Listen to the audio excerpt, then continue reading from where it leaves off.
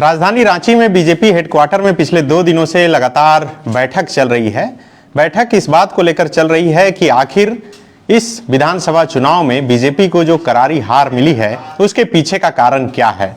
कल दिन भर जो उम्मीदवार भारतीय जनता पार्टी के इस चुनाव में शिकस्त खाए, जिन्हें हार का सामना करना पड़ा, उनके साथ ये बैठक हुई। इस बैठक में बीजेपी के राष्ट्रीय महामंत्री बीएल संतोष जो है वो संगठन महामंत्री वो मौजूद हैं। वो लगातार फीडबैक ले रहे हैं और ये जानने की कोशिश कर रहे हैं कि आखिर ऐसा परिणाम कैसे हुआ। आज सुबह से भी बैठकों का दौर जारी है। आज सभी जिला के जिला अध्यक्ष और प्रमंडल प्रभारी बैठक में शामिल हुए। सभी ने अपनी अपनी बातें रखी। बैठक से निकलने के बाद कल और आज जब दोनों दिन मीडिया के कैमरों के सामने सभी जो जिम्मेदार लोग हैं, जिनके कंधे पर ये जिम्मेदारी थी कि इस विधानसभा चुनाव में भारतीय जनता पार्टी के उम्मीदवार को जीत दिलानी है, उन्होंने जो कुछ भी बयान दिया उसके अनुसार अभी तक 3 जो बड़े कारण हैं वो निकल कर सामने आए हैं। एक तो मैया योजना का प्रभाव, जिससे इंडिया गठबंधन को बहुत फायदा हुआ। दूसरा, जेएलकेएम के उम्मीदवारों को अधिक वोट मिलना। जेएलकेएम को कम आंका जा रहा था, लेकिन उनके उम्मीदवारों ने एनडीए का खेल बिगाड़ा, एनडीए के उम्मीदवारों का वोट काटा। ऐसी बात जो है समीक्षा बैठक में निकलकर सामने आई है। एक और तीसरा कारण जो निकलकर सामने आया है वो ये है कि कई अलग अलग सीटों पर भारतीय जनता पार्टी के ही नेताओं ने भीतरघात किया है। मतलब अपने ही उम्मीदवार के खिलाफ उन्होंने ऐसी साजिश की जिसके कारण ये परिणाम हुआ। लेकिन इसके अलावे भी कई और बातें हैं। ये 3 बातें तो लगातार मीडिया में आ रही है, आप तक भी ये बातें पहुंच चुकी होगी, लेकिन इसके अलावे भी कई बातें हैं। उन्हीं बात पर हम चर्चा करेंगे। हमारे साथ हमारे सहयोगी मनोज पांडे और फोन लाइन पर संजय रंजन हैं। पहले संजय से जान लेते हैं, क्योंकि संजय को कहीं निकलना है।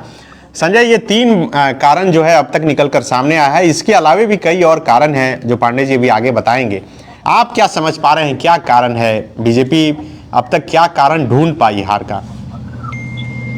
देखिए सनी, ये जो 3 कारण जो बताया जा रहा है और मीडिया में जो खबरें बन रही है वो तो ये है कि दूसरा जो पक्ष है वो इन चीजों पे काम कर रहा था। जयराम महतो चुनाव लड़ रहे थे तो जाहिर सी बात है कि मजबूती से लड़ेंगे। मैया सम्मान योजना की राशि को लेकर के जो चीजें कही गई और जिस तरीके से चुनाव के बीच में पैसा किया, तो वो झारखंड मुक्ति मोर्चा और इंडिया अलायंस का अपना स्ट्रेटजी था। लेकिन बीजेपी जो समीक्षा बैठक कर रही है, आप ये देखिए कि कौन लोग हैं जो समीक्षा कर रहे हैं। क्या वो लोग हैं जो चुनाव के दौरान जिनका चेहरा नेतृत्व करता हुआ दिखाई दे रहा था, लीड करता हुआ दिखाई दे रहा था, जो लोग चेहरा हुए थे वो तो इस समीक्षा बैठक में है नहीं। वो लोग तो समीक्षा कर नहीं रहे हैं। तो एक तरीके का एक फोरम है। चुनाव की हार चुके हैं, कार्यकर्ताओं को एक मैसेज देना है। कार्यकर्ता काफी नाराज है, सोशल मीडिया पे उसका रिफ्लेक्शन देखने को मिल रहा है। आप देखिए कि लगातार बाबूलाल मरांडी जैसे तरीके नेता, बड़े नेता जो बीजेपी के हैं, उसके ऊपर भी कहीं ना कहीं जो कार्यकर्ता है वो सीधा निशाना बना रहे हैं बाबूलाल मरांडी। लेकिन बीजेपी के जो नेता हैं वो तो दावा कर रहे हैं कि मेरा वोटिंग परसेंट जो है वो बढ़ा है। तो वो ठीक है, वो खुशफहमी के लिए सही है। आंकड़े जो सीटों की होती है वही लोकतंत्र में मायने रखते हैं। कौन जीता कौन हारा आखिरकार वो देखनी पड़ती है। आप देखिए कि बीजेपी की स्थिति क्या हो गई। आज के डेट में 21 सीट, पिछले जो 2019 में जो सबसे बुरा माना जा रहा था कि रघुवर दास के नेतृत्व में जो सरकार जो चुनाव में गई और रघुवर दास का जो चेहरा बनाया गया, बोला जा रहा था कि सबसे खराब दौर में वो रिजल्ट आया है। लेकिन उस वक्त भी 50-25 सीटें आई थी। इस बार 21 सीटें आई हैं। मैं तो ये बोल रहा हूँ कि जो समीक्षा बैठक हो रहा है वो कौन कर रहा है समीक्षा बैठक? क्या बाबूलाल मरांडी नेतृत्व कर रहे थे? क्या बीएल संतोष का नेतृत्व कर रहे थे? तो आप देखिए कि हिमंता विश्व शर्मा कहाँ है, शिवराज सिंह चौहान कहाँ है, जो मुद्दे तय कर रहे थे, नैरेटिव सेट कर रहे थे, लोगों को मना रहे थे, लोग उनके पास जा रहे थे। उन लोगों का दायित्व है कि वो आकर के ग्राउंड पे देखे कार्यकर्ताओं को। क्या झारखंड बीजेपी तो चुनाव ही नहीं लड़ रही थी और अब झारखंड बीजेपी समीक्षा कर रही है। तो ठीक है, एक क्योंकि पॉलिटिकल पार्टी है, सबसे बड़ी पार्टी है, तो वो अपने हिसाब से समीक्षा कर रही है। और जहां तक बात है कि जैसे देवघर के जो विधायक है नारायण दास, तो बोल रहे हैं कि अपने लोगों ने मुझे ये कर दिया, तो सीधी तौर पर निशिकांत दुबे पे इशारों में वो सवाल उठा रहे हैं कि निशिकांत दुबे ने उनका नुकसान किया। तो कई सारे ऐसे लोग हैं जो बीजेपी के ही दूसरे जो उम्मीदवार बोल लीजिए, जो रेस में थे, जिनको टिकट नहीं मिल पाया किन्हीं कारणों से, उन लोगों को ठीकरा जरूर फोड़ रहे हैं। लेकिन स्पष्टता है कि आप रणनीतिक तौर पे फेल हो गए। आपने जो एजेंडा सेट करने की कोशिश की झारखंड में, हिंदू मुस्लिम करने की जो कोशिश की बांग्लादेशी घुसपैठ मुद्दे पे जरिए, वो सारी चीजें फेल हुई चुनाव में और आप उसका असर देखने को मिला। और यही वजह है कि बीजेपी जो झारखंड में 68 सीटों पे सबसे बड़ी पार्टी, चुनाव के दौरान भी 68 सीटों पे बीजेपी चुनाव लड़ रही थी और वहां पे 21 सीट पे बीजेपी सिमट गई है। ठीक है, मैं तो ये मानता हूँ, मैं जो देख पा रहा हूँ वो तो सीधी सी बात है, झारखंड बीजेपी चुनाव लड़ नहीं रही थी। झारखंड बीजेपी के नेता हिमंता बिस्वा शर्मा और शिवराज सिंह चौहान के छाया में थे, वो लोग बैकग्राउंडर में चले गए थे और अब वही लोग सामने आकर के अब उनके ऊपर सवाल उठाया जा रहा है। तो बिल्कुल संजय कह रहे हैं कि जो लोग समीक्षा कर रहे हैं और जो लोग शामिल हो रहे हैं वो तो चुनाव में शामिल ही नहीं थे प्रक्रिया में, वो फिर समीक्षा कर रहे हैं, तो क्या ये बातें निकलकर सामने आ पाएगी कि क्या कारण था? नहीं तो संजय को पूरी ये नहीं है। हाँ। उम्मीदवार जो चुनाव लड़ रहे थे वो बता रहे हैं हार का कारण, और कुछ भी उनसे बेहतर कौन बना उनसे बेहतर क्या बाबूलाल मरांडी बताएंगे, नरेंद्र मोदी बताएंगे, हेमंता बिस्वा शर्मा बताएंगे। मैं चुनाव लड़ रहा हूं, अगर मैं चुनाव हारा तो फील्ड में मैं था 24 घंटे, मैंने जो महसूस किया वो बता रहा हूं। इसी को समीक्षा बैठक कहते हैं। एजेंडा आज मान लीजिए हेमंता बिस्वा शर्मा पे और शिवराज सिंह चौहान पे बीजेपी, झारखंड बीजेपी फोड़ दे, लेकिन जब उस समय वो लोग अगर एजेंडा सेट कर रहे थे तो मौन सहमति थी ना। बीजेपी में तो एक का ऐसा नहीं है कि हाँ इसी तुक्का पे चलेगा तो चलेगा। वो किसी अगर एक पद पे किसी को चयन करना हो तब वो मान सकते हैं। लेकिन जब हेमंता बिस्वा शर्मा अगर बांग्लादेशी कह रहे थे तो उस समय क्यों नहीं वो मुद्दा बना कि नहीं ये मुद्दा नहीं चलेगा? उस समय तो सबने कहा, उनसे ज्यादा जोर से कह रहे थे अमर बाबू। आप ये बताइए कि ये जो 3 कारण हम बताए जो अखबारों में है, मीडिया में है, चर्चा में कारण है, इसके अलावे कारण क्या है? इसके अलावे कई कारण है। इसके अलावे जो बैठक से निकल कर आई, बैठक से ये निकल कर आई है कि भाई एक तो जयराम फैक्टर, दूसरा आंसू का साथ। अच्छा, कि हम लोगों ने आंसू पे भरोसा किया कि उनका वोट बैंक जो है वो हमारी तरफ शिफ्ट होगा, पर वो हुआ नहीं। ठीक है, मतलब आंसू कमजोर कड़ी साबित हुई है बैठक में बात नहीं। हाँ, जयराम मजबूत हो गए। तीसरी बात कि वो मैया सम्मान वाली रही ही। इन सब के अलावा जो सामने जो दिखकर आई बातें कि जिसके पास जो संसाधन गया वही मालिक हो गया। जैसे मान लीजिए पार्टी का कोई संसाधन प्रमंडल प्रभारी के पास आया तो वो ज्यादा से ज्यादा जिला प्रभारी तक गया, उसके बाद नीचे कार्यकर्ता तक और उम्मीदवार तक पहुंचा ही नहीं। कई ऐसे कार्यकर्ता थे, कई ऐसे उम्मीदवार थे जिनको टिकट नहीं मिला तो वो विपक्ष में काम कर रहे थे, भीतर घात कर रहे थे। इन सब के अलावा देखिए बीजेपी का जो फंडामेंटल्स है उसी फंडामेंटल्स के तहत वो लोग चुनावी भाषण दे रहे थे। अच्छा। और उससे कोई एतराज नहीं रखेगा, जितने भी उम्मीदवार हैं, जीतने वाले हों हारने वाले हों। कई एक कारण हो सकते हैं जीत और हार के, लेकिन जीत और हार के कारण जो प्रमुख हैं वो अखबारों में छपा कि भाई भीतरघात हो गया, जयराम जी मजबूत हो गए और मैया सम्मान योजना। लेकिन इन सब के अलावा ये सब तो ठीक है, क्या मैया सिर्फ पैसा लेकर जाति में नहीं बटी? क्या अपर क्लास का जो वोट बैंक माना जाता है बीजेपी का, उनकी मैया गई और सीधे हेमंत जी को वोट दे दी? क्या हर वर्ग की महिलाएं इस बार अपनी जाति पाति से ऊपर उठ के हेमंत जी को वोट करके आ गई?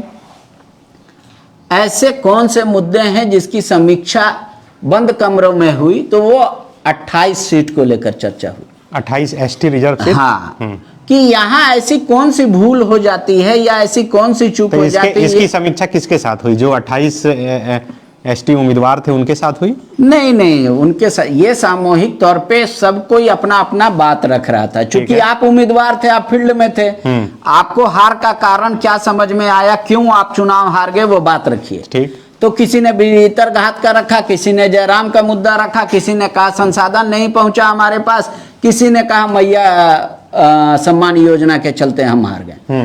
तो ऐसी कई बातें हैं। लेकिन इन सब के अलावा जो 28 सीट पर जो बंद कमरों में बात हो रही है कि 28 सीट में वैसा कौन सा तिलिस्म है, जादू है जो चल ही नहीं रहा, जबकि यहाँ से ज्यादा आदिवासी की संख्या छत्तीसगढ़ में है, यहाँ से ट्राइबल की संख्या कहीं और भी ज्यादा है। वहां पे बीजेपी को प्रचंड बहुमत क्यों मिलती है, ट्राइबल सीटों पे सक्सेसफुल क्यों होती है पार्टी, और यहाँ क्यों धराशायी हो जाती है। तो इसमें जो निर्णय यही आया कि हेमंत सोरेन को जेल भेजना एक तरीके से ईडी मतलब के आज की द्वारा, बैठक में ये बात निकलकर सामने आई कि हेमंत सोरेन को जेल भेजा गया, उसका नुकसान हुआ, वहीं से नुकसान होना शुरू नहीं हुआ। वो तो कह रहे हैं हम कहाँ जेल भेजे, ईडी के द्वारा जेल भेजे। मतलब वही ईडी के द्वारा। हाँ, वो एक सहानुभूति लोग कह रहे हैं कि उस समय जब हेमंत सोरेन पे इल्जाम और आरोप लग रहे थे तो उनका टीआरपी ग्राफ गिर रहा था ट्राइबल समाज में भी। लेकिन जैसे ही वो बिहाइंड द बार भेजे गए, उनके प्रति एक गजब की सिंपैथी ट्राइबल समाज में जगी। लेकिन इन सब के अलावा जो आप समझिए कि जो यहाँ के ट्राइबल समाज में जो चर्चा है और जो गॉसिप होती है, उनके फंडामेंटल में बीजेपी का फंडामेंटल कभी मेल खाता ही नहीं है, इसलिए वो कह नहीं सकते। संथाल के सीटों पे अगर जीत दर्ज करनी है रिजर्व सीटों पे, तो वहां आपको मुस्लिम, क्रिश्चियन, जनरल कैटेगरी के वोटों को भी आपको साधना होगा। तो वहां पे बीजेपी फिट नहीं खाती। इससे पहले रघुवर दास की भी चर्चा हुई कि रघुवर दास की सरकार जब थी तो उन्होंने सीएनटी एसपीटी में जो चेंज किया और उसको मिशनरी समाज के द्वारा इस तरीके से ट्राइबल समाज में रखा गया कि उसका बहुत साइड इफेक्ट हुआ। पत्थलगड़ी का मुद्दा उठा। दूसरी बात ये मुद्दा उठा कि जो लैंड बैंक बनाया गया था, तो लैंड बैंक हेमंत सोरेन भी 5 साल कंटिन्यू रखे। लैंड बैंक अभी भी एग्जिस्ट करता है। जो मथुरा प्रसाद महतो के समय में या अर्जुन मुंडा के समय में जो जीएम लैंड का कटना रसीद बंद हुआ, या उसके बाद जो कटना रघुवर जी के समय में बंद हुआ, वो आज भी ये रसीद नहीं कट रहा है लोगों का।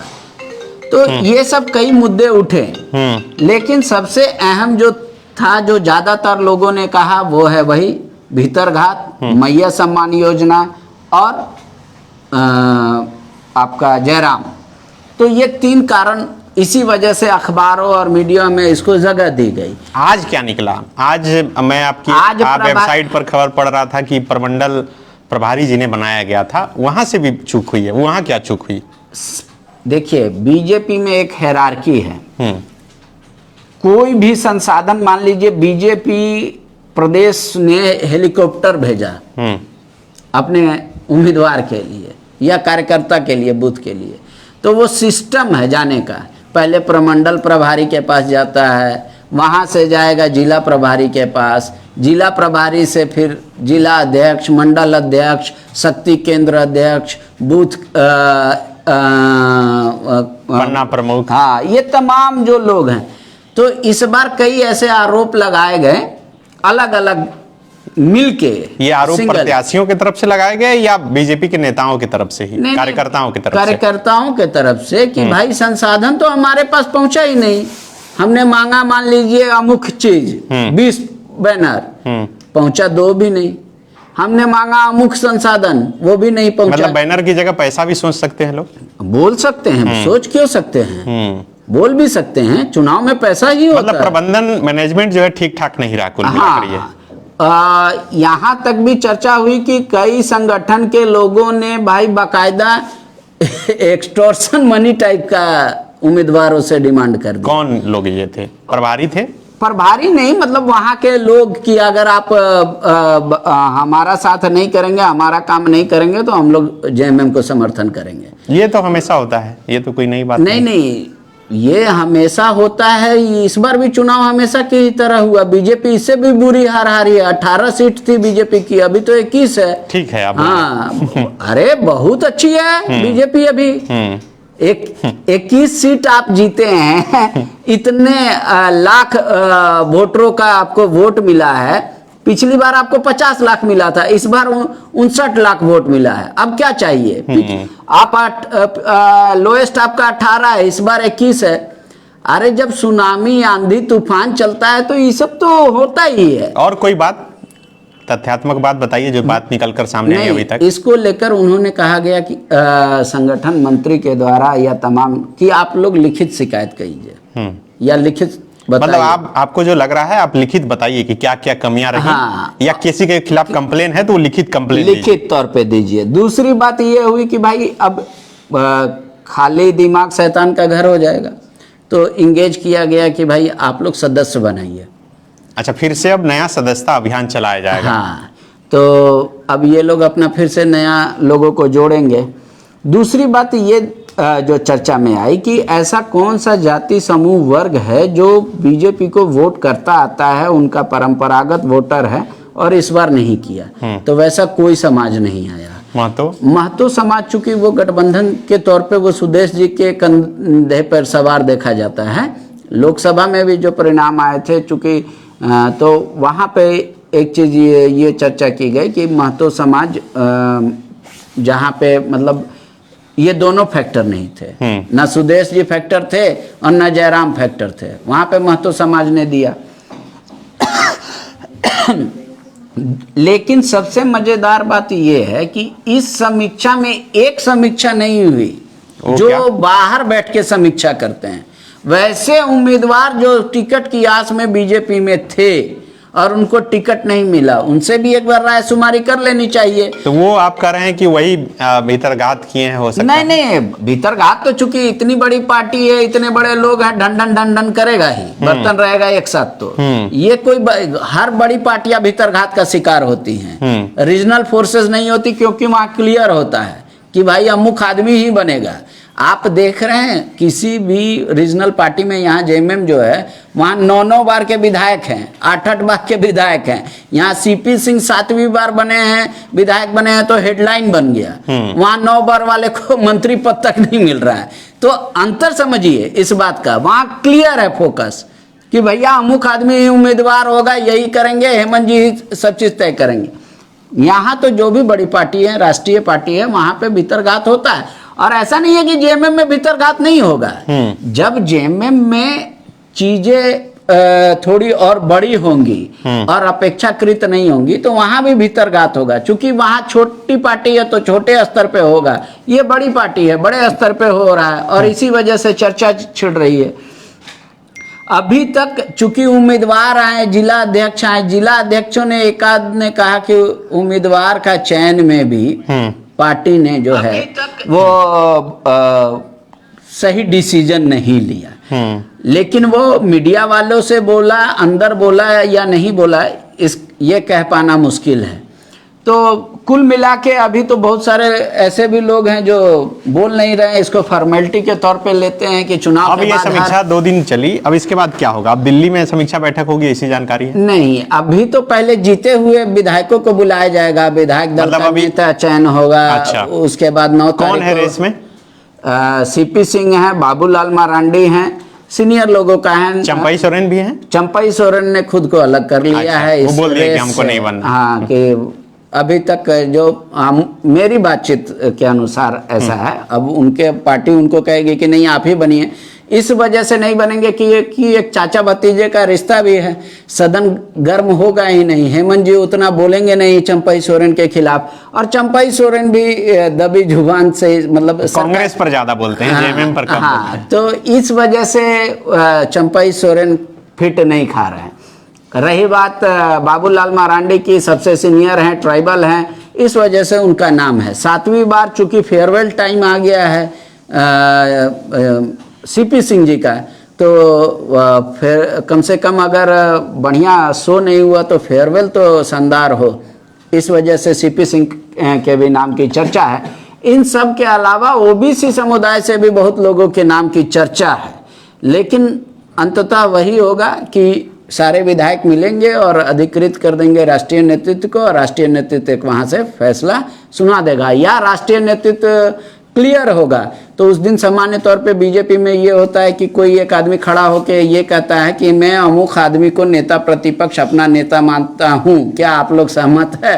हाँ हाँ हाँ, हो जाता है। ये माना जाता है कि अमुक आदमी ने जिसका प्रस्ताव रखा है वही राष्ट्रीय नेतृत्व की भी इच्छा है। तो देखिए, हार के बाद जो है ऐसे तो कई बातें हमेशा ऐसी निकलती है मैदान में। जब हार जाएंगे तो जीत के भी कई चेहरे हैं, तो हार के भी कई चेहरे सामने आ जाते हैं। तो अभी बीजेपी की जो लगातार 2 दिनों की बैठक हुई, उस बैठक में ये तमाम बातें निकल कर सामने आई। लेकिन मुझे लगता है कि बीजेपी की हार की वजह एक रणनीतिक चूक भी है। बीजेपी पूरा चुनाव जो है एक राग में ही लड़ी और इंडिया गठबंधन की तरफ से राग को जो है हमेशा बदलते गया। फर्स्ट चरण के बाद क्या होना है, सेकंड चरण के बाद क्या होना है। बीजेपी शुरू से बांग्लादेशी घुसपैठी का मामला जो है वो हुसैनाबाद से लेकर संथाल परगना के राजमहल तक, मतलब इस छोर से उस छोर तक लगातार उठाते रही और उसी राग पर चुनाव लड़ते रही। वो मुद्दा समझकर मुद्दा बदल नहीं पाई और मुझे लगता है कि यही रणनीतिक चूक हुई। और यहाँ पर हेमंत सोरेन कहीं ना कहीं आगे दिखे। हेमंत सोरेन जब संथाल परगना के इलाकों में भाषण दे रहे थे तब वो संथाली में जो है बता रहे थे कि किस तरह से बाहरी लोग आकर यहाँ पर चुनाव लड़ रहे हैं, और जब हिंदी में बोल रहे थे तब वो विकास की बातें कर रहे थे। एक नारा शुरू में झारखंड मुक्ति मोर्चा की तरफ से दिया गया कि एक ही नारा हेमंत दोबारा, लेकिन जब सेकेंड फेज संथाल परगना की तरफ चुनाव हुआ तो वहाँ पर नारा बदल दिया गया। वहाँ पर नारा दिया गया कि अक्सार दो अकोया अबुआ अबुआ, मतलब तीर धनुष हमारा है, और तीर धनुष के नाम पर फिर चुनाव जो है लड़ा गया। इसके अलावा कई और कारण हैं। बीजेपी परिवारवाद पर हमला करती रही और उधर से इंडिया गठबंधन की तरफ से हेमंत सोरेन के खेमे की तरफ से परिवार पर फोकस किया गया। वहाँ फोकस किया गया कि जो मैया हैं, महिला हैं घर को, उसको कैसे पैसा मिले, जो बुजुर्ग है उसको कैसे पैसा मिले, जो पिता परेशान है बिजली बिल से उसका बिजली कैसे माफ़ हो। मतलब परिवार में अगर 4 सदस्य हैं, उन चारों सदस्य को क्या कुछ मिले, इस पर फोकस करके चुनाव लड़ा गया। देखिए, और लगता है कि यही बड़ी वजह है कि इधर से लगातार निगेटिव बातें की गई, उधर से लगातार पॉजिटिव बातें की गई कि हम कैसे आपको और आपके परिवार को सशक्त कर रहे हैं, मजबूत कर रहे हैं और करेंगे आने वाले दिनों में। और इसका फायदा इंडिया गठबंधन को कहीं ना कहीं बहुत ज्यादा हुआ। जी देखिए, चुनाव से पहले गवर्नेंस पे बात कर रही थी बीजेपी, इसलिए लोगों का अट्रैक्शन उनके प्रति ज्यादा था। चुनाव शुरू होते ही बांग्लादेशी पे शिफ्ट हो गए।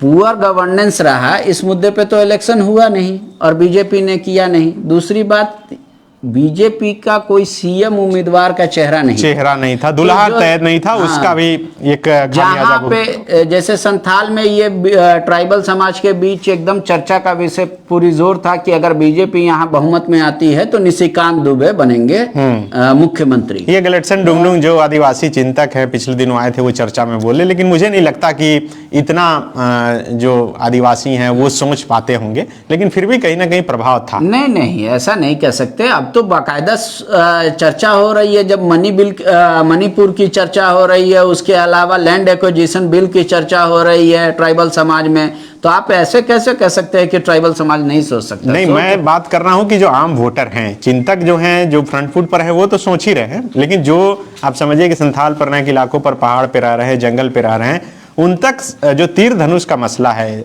जिस बच्चे के जन्म के बाद जिस तीर से नाभि काटी जाती है, उस तीर धनुष का नारा जो है लगातार अक्सर वो तो हमेशा रहता है, सिंबल का रहता है। ऐसा नहीं है कि बीजेपी वहां पे हमेशा 0 लाई है 18 में। कोई तो कारण उस समय होगा और अभी कोई तो कारण नहीं होगा जिसकी वजह से अगर 17 सीट आप हार जा रहे हैं 18 में, तो कोई एक कारण होगा। पहले तो ऐसा नहीं हुआ करता था, उस समय भी बीजेपी की यही थी।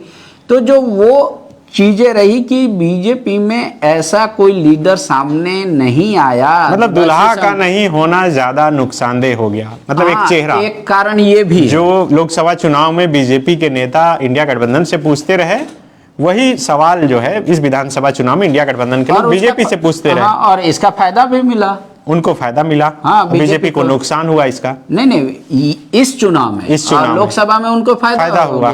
तो ऐसे कई एक कारण थे। हालांकि लोकतंत्र में ऐसी कोई व्यवस्था नहीं है कि मुख्यमंत्री का आप चयन पहले कर दे या बता दे। ये दलें दरअसल विधायकों का अधिकार का हनन करती हैं। नहीं तो नियम तो ये है कि विधायक जीत कर आएंगे, वो लोग अपना बैठक करके नेता चुनेंगे, पर पार्टियां पहले ही ऐलान कर देती है। तो ये तो विधायकों के भी अधिकार का हनन है, लेकिन लोगों को अब यही पसंद है। हाँ, तो वो यही सिस्टम चल रहा है। अब रही बात कि जब नेता प्रतिपक्ष कौन होगा और अब संगठन को यहाँ कौन चलाएगा बीजेपी में, हाँ, प्रदेश अध्यक्ष कौन होगा। फिलहाल बाबूलाल मरांडी है, नेता प्रतिपक्ष हार चुके हैं, तो बाबूलाल मरांडी प्रदेश अध्यक्ष की कुर्सी से, चूंकि अगर अभी बीजेपी किसी ट्राइबल को नेता प्रतिपक्ष नहीं बनाती है तो फिर एक मैसेज थोपने की कोशिश होगी कि देख लीजिए इनका आदिवासी प्रेम सिर्फ चुनाव के लिए रहता है। और उसमें दो ही ऑप्शन है, बाबूलाल मरांडी है और चंपाई सोरेन।